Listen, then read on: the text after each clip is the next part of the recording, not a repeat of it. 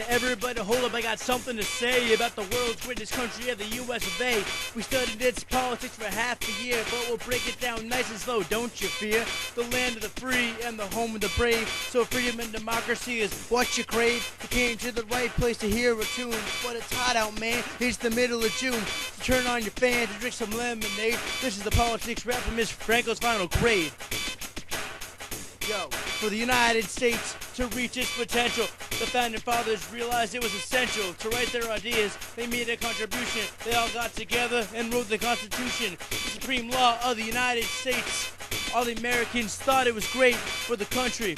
It was a giant leap, ratified by every state saying we the peeps. All this work got a lot of attention. 1877 at the Constitutional Convention, it was ratified. Americans were gratified. Throughout the country, people were satisfied. But over time, had the feelings mixed. It was realized there were problems to be fixed. Amendments were added just to make some corrections in order for justice and protection. The American way, what else is there to say? Without the Constitution, there'd be no USA. But after some time, there were regional problems, and the South decided that the best way to solve them was to secede from the Union, create a new state. But President Lincoln, yeah, he didn't think that was great. Slavery was the issue dividing the U.S. The North hated it, but the South thought it was the best. Caused a civil war that really wasn't fun. But in the end, yeah, you know the North won. But before we continue, it's important that you see the great military leadership of Robert E. Lee. Yes, the North won, but I think you'll find that the South general had a brilliant mind. So the North won, saw slavery as a just obstruction. This ended slavery, started Reconstruction. Andrew Johnson wanted to punish the South, but the rest of the government told him to shut his mouth. It was South to listen to what he says. We'll withdraw troops, but make haste the prez. With this agreement, the country was in heaven, all because of the Compromise of 1877. So time went by and the country had good dealings. America had the air of good feelings. But what goes up comes down. There was a recession. America needed a therapist for the Great Depression. Didn't see it coming. Was the driver trash? America wasn't wearing a seatbelt when the stock market crashed. Banks were closing. Things were going wrong. Good thing FDR came along, though he had polio and it was in a chair with wheels. People got behind him and loved the New Deal. The economy needed to be stabilized. That was easy to see. So we made the FDIC, guaranteed all bank accounts up to $100 grand. Bank holiday and still trust, just like he planned. The world liked him, but America liked him more. How many terms was he elected to? 4. Yeah, he had polio, so he couldn't walk. But when he got on the mic, man, he sure could talk. Put our fear up on the shelf by saying all we had to fear was fear itself. But there was another president known by 3 letters. J to the F to the K. Was he better?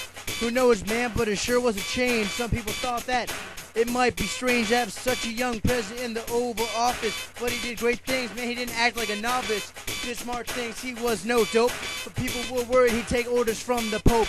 He was the first Roman commander-in-chief, and when he was running, that caused some grief. But we all know the end result was great. He destroyed Nixon and all the televised debates. A great speaker, and the ladies loved his face, but we remember him for taking us to space. May sound now weird in June, but he was the first to suggest going to the moon. People thought he'd be a bad president, but he was not. It's such a shame in November '63 he got shot.